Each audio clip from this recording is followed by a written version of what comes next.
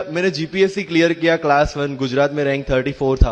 UPSC clear किया rank 570 IPS becoming the youngest IPS of Gujarat at such a early age and then people come to you and बोलते हैं आप बहुत नसीबदार है, you are very lucky. I tell them in reverse, luck favours the brave. कोई अपना luck साथ में लेके नहीं आता, वो बनाना पड़ता है। अगर आपके पास रिस्क लेने का एटीट्यूड है,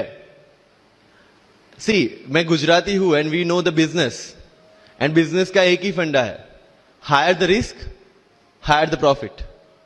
सो अगर 8:30 को आपका एक्सीडेंट होता है और 9 o'clock आप मेंस की एग्जाम देने जा सकते हैं, इंटरव्यू से पहले 1 महीने तक आप हॉस्पिटलाइज्ड है और उससे 1 वीक पहले आप दिल्ली जाके उसकी प्रिपरेशन कर सकते हैं, तो luck has to come with you.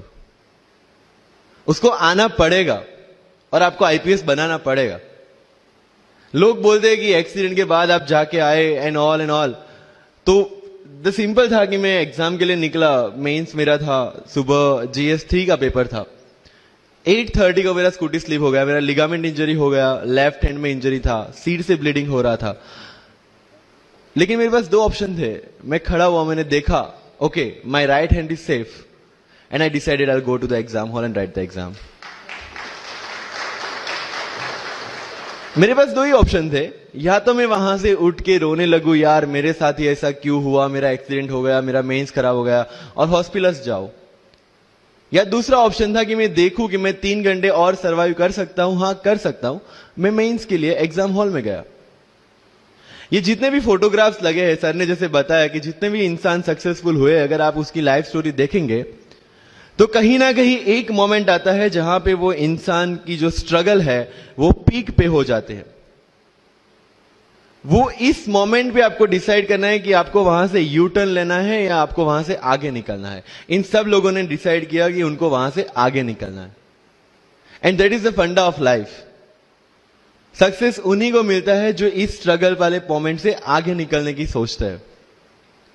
जब भी आपको लगे कि आपके सिर पे बहुत मुसीबत है, जब भी आपको लगे कि आप हर तरह से गिर चुके हैं, जब भी आपको लगे कि आपके पास कोई ऑप्शन नहीं है, तब एक चीज आप अपने दिमाग में लाइएगा कि यही मोमेंट है जहां से आपकी तकदीर बदलने वाली है। क्योंकि डायमंड जो होता है वो जितना ज्यादा घिसता है उतनी ज्यादा उसकी वैल्यू होती है। सोना जो होता है वो जितना ज्यादा तपता है उतनी उसकी वैल्यू होती है। अगर आप जिंदगी में तप रहे हैं, अगर आप जिंदगी में घिस रहे हैं, अगर आपको लग रहा है कि आप हर तरह से मुसीबतों में गिरे हुए हैं, तभी आपकी जो वैल्यू है वो बढ़ने वाली है। और यही मेरा एटीट्यूड रहा है। लोग बोलते हैं कि तुम्हारी फाइनेंशियल कंडीशन ठीक नहीं थी, पापा इलेक्ट्रिशियन थे, मम्मी हाउसवाइफ थी, डायमंड के कारखाने में काम करती थी, उसके बाद उन्होंने मैरिज में रोटियां बनाने का काम किया, और उस तरह से मैं पढ़ा। लेकिन जब मुझे पूछा जाता है कि ऐसी कौन सी चीज है आपकी लाइफ में जो आप बदलना चाहते हो, एंड आई सेड नथिंग। क्योंकि अगर वो चीजें नहीं होती मेरी लाइफ में तो शायद आज आपके सामने में नहीं होता। तो अगर लाइफ में प्रॉब्लम्स है, अगर लाइफ में स्ट्रगल है, जैसे सर ने बताया struggle is a part of life, and I strongly believe in that. क्योंकि अगर हम दिल्ली में थे, मेरे दोस्त के साथ में निकला बाहर घूमने, तो बोलता है यार ऐसी लाइफ चाहिए, कोई मगजमारी नहीं, आराम से बैठते हैं पूरे दिन एसी वाले कमरे में, बहुत सारे पैसे हैं और कोई टेंशन नहीं, ऐसी लाइफ चाहिए मुझे। मेरे पास ऑप्शन है। बोलता क्या?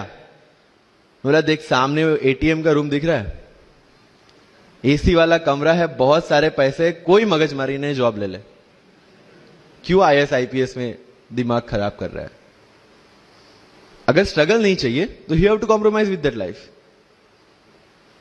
जब भारत वर्ष का सपना चंद्रगुप्त ने देखा, चाणक्य ने देखा, और उस भारत वर्ष को बनाने के लिए जब ये संघर्ष जारी था, और तब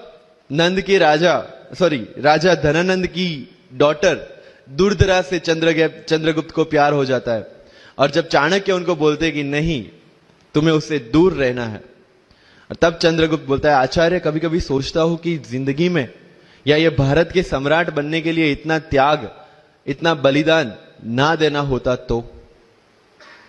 और तब चाणक्य रिप्लाई करते हैं तो हर कोई भारत का सम्राट होता।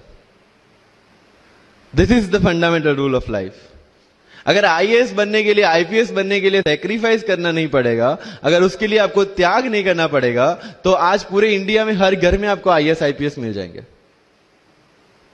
So when you are entering into this game of UPSC or MPSC, make sure that you have to sacrifice anything which will take you to your goal. लेकिन प्रॉब्लम ये है कि हमें टेंशन होती है, यार दोस्त की एंगेजमेंट है, उसकी बर्थडे पार्टी है, उसकी शादी है, अटेंड नहीं करूंगा तो बोलेगा मैं तेरी शादी में नहीं आऊंगा, एंड ऑल। लेकिन बिलीव मी, जब आप आईएएस बन जाओगे, वो सामने से याद दिलाएगा, भाई इनविटेशन कार्ड नहीं भेजा तूने। समझ रहे हो?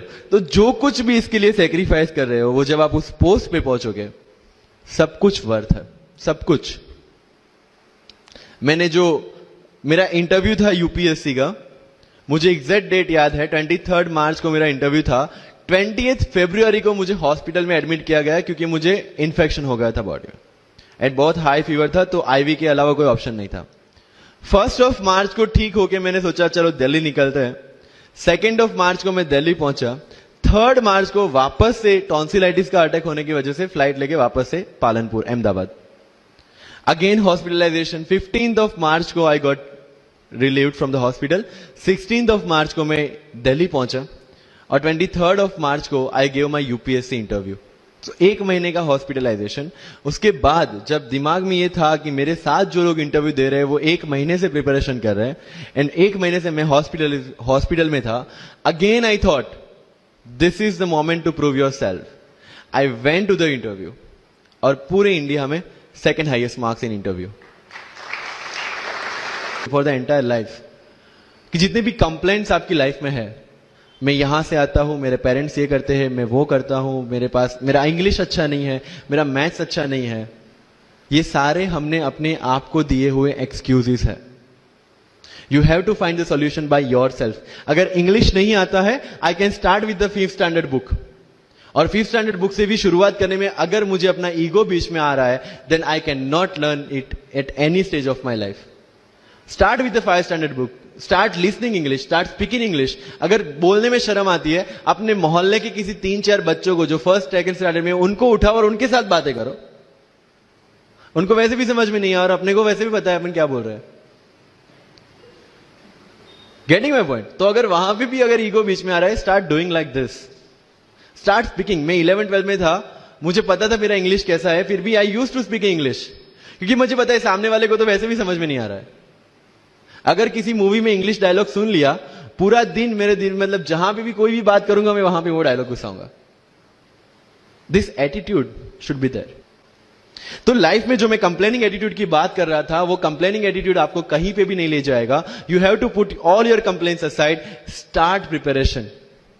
क्योंकि आज तक दुनिया यह मानती थी कि एक भी शब्द बिना बोले हम अपनी बात एक्सप्रेस नहीं कर सकते। तब हमारे साथ थे चार्ली चैपलिन, जिन्होंने एक भी शब्द बिना बोले सारी दुनिया को एंटरटेन किया। आज भी दुनिया जब यह मानती है कि सिर्फ औरतें अच्छा खाना बना सकती है, हमारे सामने संजीव कपूर, जिन्होंने पूरी दुनिया को भारत का स्वाद चखाया। आज भी अगर दुनिया यह मानती है कि अकेले इंसान से कुछ नहीं हो सकता, हमारे सामने महात्मा गांधी, जो अकेले चले थे और पूरा देश उनके पीछे चला था। आज भी दुनिया अगर यह मानती है कि धनवान बनने के लिए धनवान घर में पैदा होना जरूरी है, हमारे सामने धीरूभाई अंबानी, जिन्होंने पूरी दुनिया को एक सपना दिखाया, कर लो दुनिया मुट्ठी में, और आज रिलायंस इंडस्ट्री वर्ल्ड की और इंडिया की सबसे बड़ी इंडस्ट्री है। आज भी दुनिया अगर यह मानती है कि हम कम एज, ज्यादा एज में कुछ नहीं कर सकते, हमारे सामने अमिताभ बच्चन, जो आज भी 1 साल में 3 ब्लॉकबस्टर मूवीज देते हैं। अगर आप ये मानते हैं कि सिविल सर्विस में आने के लिए आपका बैकग्राउंड होना जरूरी है, आपके सामने Shahrukh Khan without any background आज भी बॉलीवुड का बादशाह है। अगर आज तक दुनिया ये मानती थी कि हम सिर्फ धरती पे रहने के लिए बने हैं, हमारे सामने नील आर्मस्ट्रॉन्ग,